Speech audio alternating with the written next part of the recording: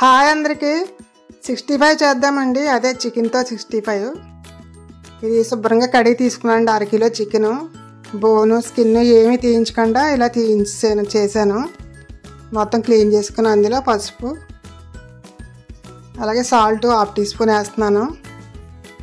ధనియాలు జీలకర్ర పౌడర్ కూడా 1 స్పూను, గరం మసాలా పొడి అదే చికెన్ మసాలా ఉంటుందో అదైనా పర్వాలేదు వేసుకోవచ్చు, కారం 1 స్పూను, అల్లం వెల్లుల్లి పేస్ట్ 1 స్పూన్, అలా నిమ్మ చెక్క కూడా రసం పిండుకుని వేసుకుందాం. 1 చెక్క సరిపోద్ది.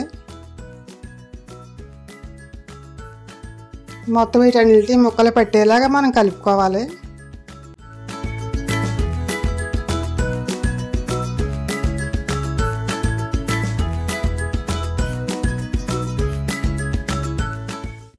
ఇందులోనే కొద్దిగా ఆయిల్ వేస్తున్నాను.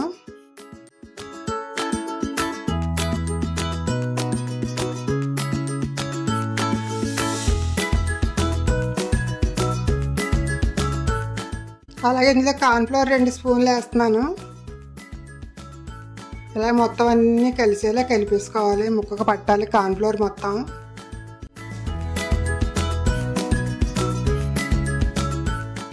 ఇలా కలిపిన తర్వాత లాస్ట్ని ఎగ్ బీట్ చేసుకొని వేసుకోవాలి. ఎగ్ వేయడం వల్ల పీసెస్ క్రంచీగా జ్యూసీగా ఉంటాయి, అందుకని వేస్తున్నాను. టేస్ట్ కూడా చాలా బాగుంటుంది. మూత పెట్టి 1 గంట సేపు మనం ఫ్రిడ్జ్లో పెట్టేసుకోవాలి. ఇది తర్వాత ఆయిల్ హీట్ అయ్యాక ఈ పీసెస్లు వేయించేసుకోవడమే. ఇదిగోండి గంట తర్వాత తీసాను చికెన్.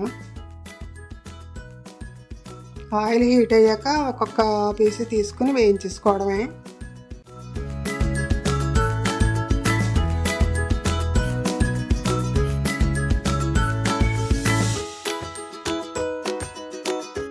ఇవి కొంచెం వేగిన తర్వాత ఇలా తిరిగేసుకుని వేయించుకోవాలి.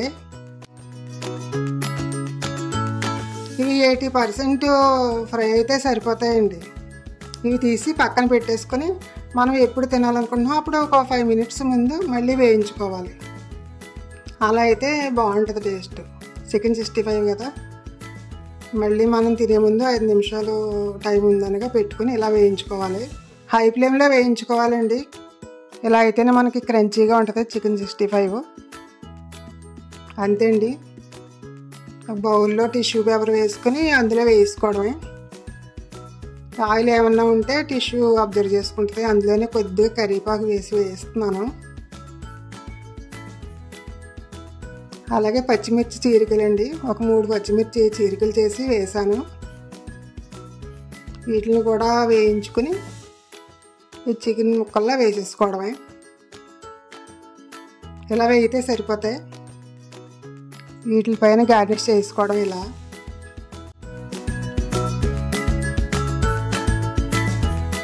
ఇందులోనే మనం కట్ చేసుకున్న ఉల్లిపాయ పీసెస్ కూడా పెట్టేసుకుందాం.